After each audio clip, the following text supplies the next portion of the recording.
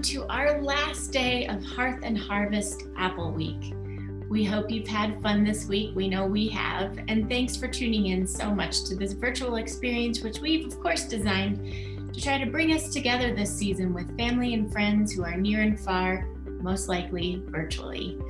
I'm Lindsay from the Denver Museum of Nature and Science. And I'm Rachel, director and founder of the Museum of Food and Culture. Today, we're going to journey through the mists of time with Tonja Reichley, a myth keeper, herbalist, and author, as she shares a beloved Irish myth where apples play a starring role. If you like what you've seen this week, please consider making a donation to both museums in support of this program series. We thank you. Hello everyone, welcome to my hearth. My name is Tonja Reichley and I am delighted to be with you here today, celebrating this week of Hearth and Harvest. And I will be sharing with you a myth about apple from the tradition that I am a part of, my lineage, which is from Ireland. And apple is really important in our Irish lineage. And it's so important that it is one of the trees that are part of one of the original alphabets in Ireland called the Ogham.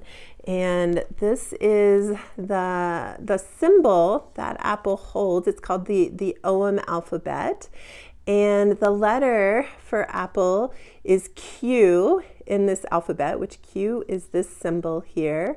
And the name for apple in Irish is quert. And so just to give you a foundation of how important apple has been through the mists of time in Ireland. And apple, the ancestor of apple is the crab apple. And in fact, it's only been in more modern times, probably in the last 300 or 400 years actually, that apple has taken the shape that we know it as today. So I'm delighted to share this myth with you.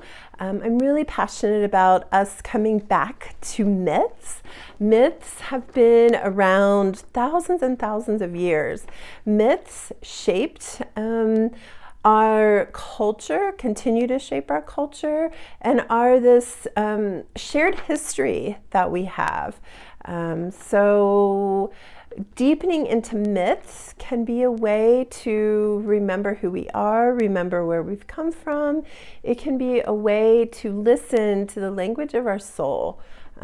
It's really, really old. And these myths can actually open up non-linear pathways in our brain. So there's so many reasons to sit back and hear a myth, deepen into myths, and even storytelling in general. So what I'm going to share with you is my version of an old myth, so my retelling of an old myth. And I invite you to light your hearth candle or your hearth fire, grab a cup of hot apple cider, and sit back and listen to this story. Come with me through the mists of time to an island off the east coast of the land of Era, the emerald green land we call Ireland today. Join me here at this island off the coast of another island. Manannan MacLear, a sea god of the Tuatha lives here, and in this place grows many wild apple trees. Manannan shares his time here on this island of wild apple trees. He shares this place with Anya, a goddess who had a spell cast upon her and now lives as a crane and is beloved to Manannan. Manannan also lives in the sea and visits another beloved, the Cailleach. He rides to her on the white horses of the surf, carried by the tides and by his love, to visit the Cailleach on the western shores of Era. Manannan lives, like all do at this time, in rhythm with the seasons. He receives the wisdom that the apple shares. In the winter, at this time, shedding leaves and rooting deep into the earth, still and restful. In spring, with the awakening earth, tiny buds burst forth, green blood quickening. The sweet blossoms of early summer promise the fruit of the autumn, and the autumn harvest bountiful with golden apples before the fallowness of winter once again. And the wheel turns, the seasons spiral one into the other through time. And so it is that Manannán receives an invitation from the King of Era, the King of Ireland, to join him at a great gathering on the hill of Tara. Manannán prepares for this journey and takes with him a branch from one of his beloved golden apple trees, a branch of 9 gold red apples. The branch holds nourishment and magic. It holds healing and wisdom. With his branch of 9 gold red apples, he travels on the white horses of the surf and by the rhythms of the tides from his island in the east to the royal hills of Tara. Arriving to the other shore, he joins the flowing crowds of common people and gods alike, because in Ireland we are all one.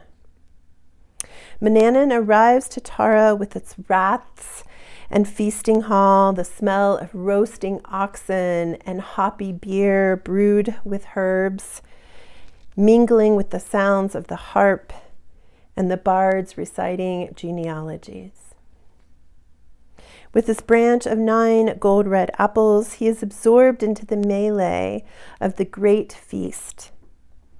And when he shakes his branch of the 9 gold red apples, the music that it makes is so beautiful that all who hear it stop from their busyness to listen. And when he shakes this branch of 9 gold red apples, the music is so beautiful that those who hear it forget their troubles and their tiredness. And when he shakes this branch of gold red apples, the music is so beautiful that health is restored to the sick. Let's listen here for a moment and listen for the sound of the 9 gold red apples. The music so beautiful.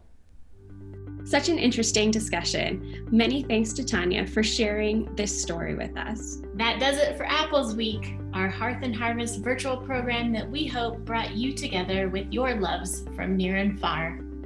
Remember, you'll always have access to all of the videos that you've seen here from Apple Week by continuing to visit the Denver Museum of Nature and Science's YouTube page. Also, be sure to visit www.museumoffoodandculture.org to get a lot more content about apples, food, and culture. If you enjoyed our programming this week, please consider making a donation in support of our museums. Go ahead and keep your eyes peeled for the next installment of Hearth and Harvest Week, which we expect to launch in December, right around the Christmas holiday week. Thanks again for joining us. We're so happy to have you with us. And take care. Hang in there.